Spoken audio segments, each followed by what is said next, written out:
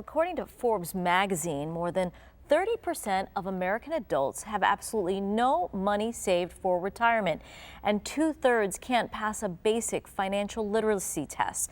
So today we're going to all work on our financial fitness by getting answers to your money questions. And here to help is certified financial planner Diana Kahn, president of Financial Pharmacist, Inc. Thank you so much, Diana, for joining us today. You, Sandra. So let's start with this.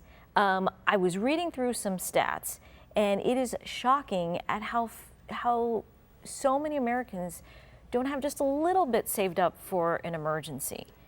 So that's really where we need to start, right? An emergency fund. Yes, yes. And when people ask about investing, the very first place that they should start to invest is to build up their emergency fund.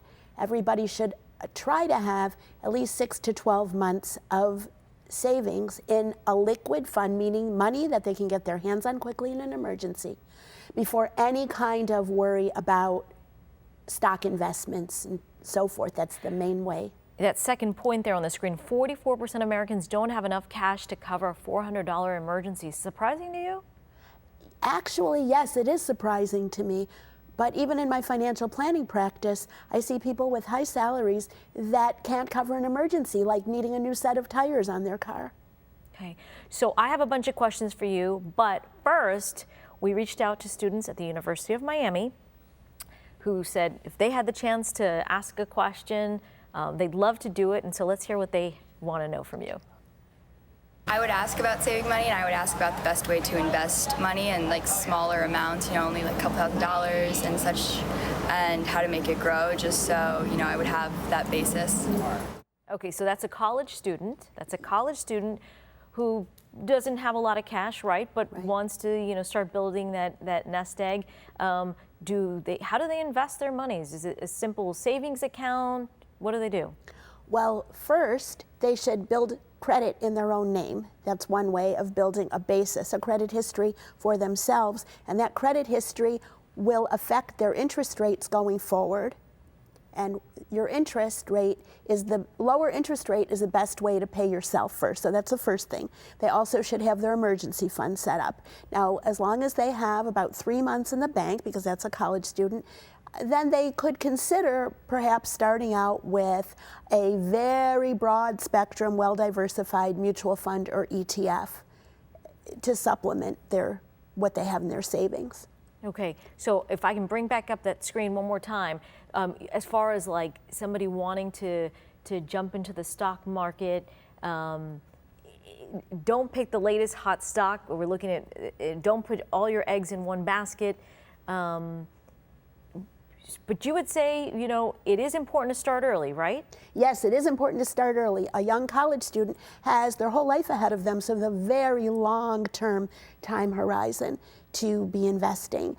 And studies show that over the long term, that the stock market really does boost your resistance to inflation. It's building something for the future. But first, you do want to have that cash account built up. Okay, so I think where we need to start on all of this is budgeting, coming up with a budget. How do we know how much we should be spending on, let's say, rent versus going out and having a good time? Like how much of our budget should go to necessities versus, having a little bit of fun once in a while? Well, you do have to cover your necessities first. Sure.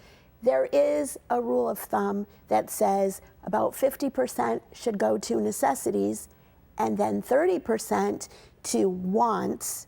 So the first 50%, that's needs. The next 30% is wants, and then 20% to saving and investing. So you're paying yourself for your future.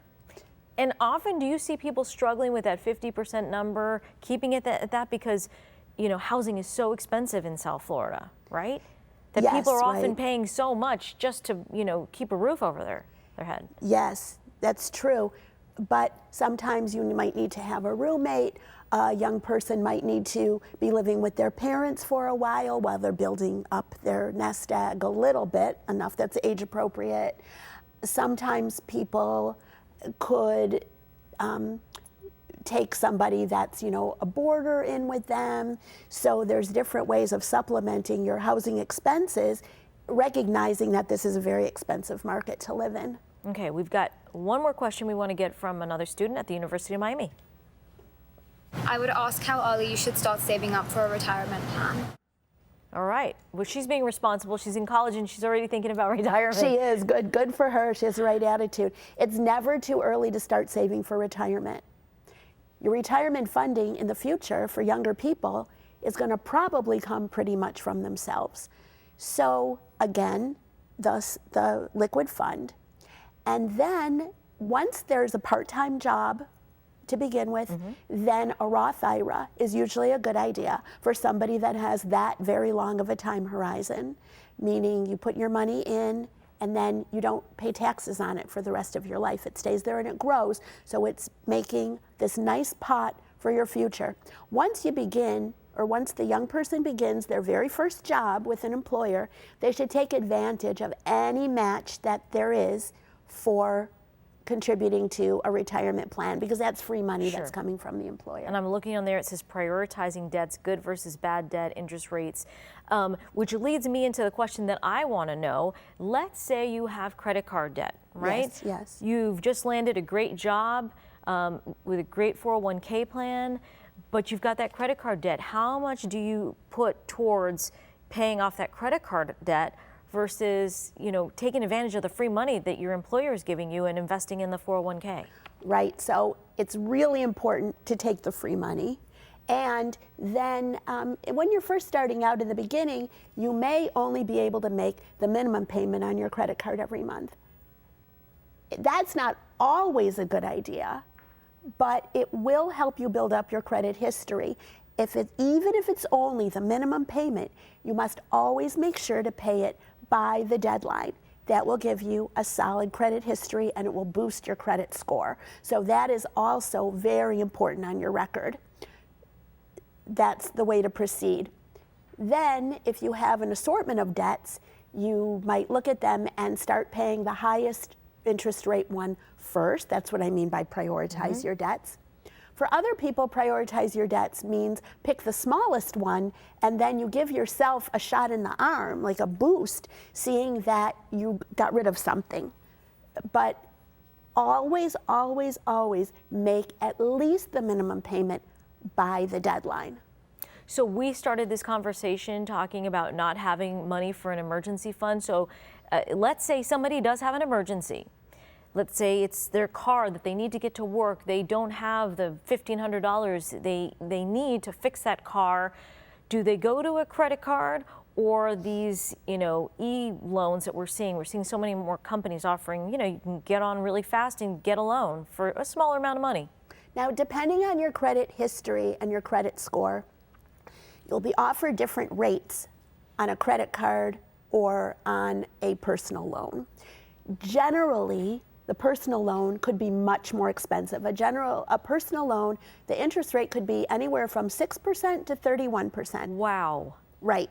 And you may find that a credit card has a lower rate for the same amount of money. So you need to shop. You need to see which one's going to have the higher interest rate and also what the terms of payment will be. How long do you have to pay back this loan that you're borrowing? If you've been working on maintaining a good credit history and a very good credit score, you'll be able to negotiate a rate better. That has all the bearing on what rate you'll be offered.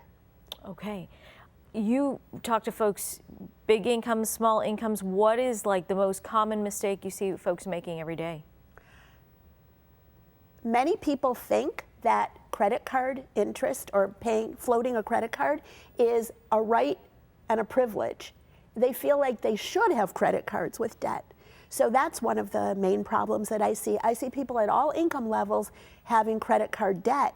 Even when they have a high income and can pay off the debt, they think that they're supposed to have credit card debt. So that's one of the big problems that I see. Also, another problem that I see is people think that what they're supposed to be doing is to be jumping into the latest hot stock. This week it's Pinterest, for example, instead of building up their liquid fund of 6 to 12 months for emergencies. Okay, well, Diana, you've educated me and I'm sure a lot of folks out there. Thank you so much, and we'd love to have you back to share more. Thank you very much, Sandra. All right, thank you, Diana.